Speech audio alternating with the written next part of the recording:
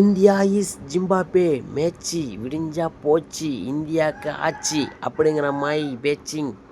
அரையிறுதி வாய்ப்பு என்னதான் ஆச்சு இந்தியாவுக்கு 20% தான் இருக்குது அப்படிங்கிற மாதிரி போச்சுங்க.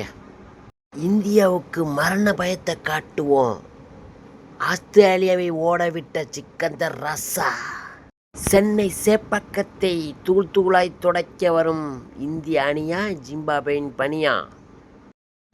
சென்னையிலே வச்சு இந்தியாவை செஞ்சிடுவோம், கேப்டன் பேச்சு.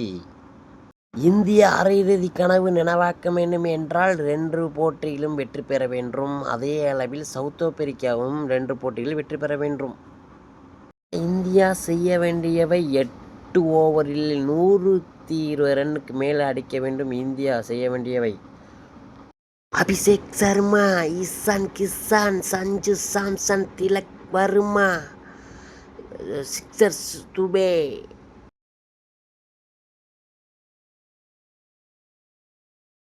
ஹர்திக் பாண்டியா 6 பேரும் அடிக்கிற அடியில் தாரப்பட்ட கிளியனு. அடித்தா சிக்ஸரு, இல்லாட்டி மிக்சரு.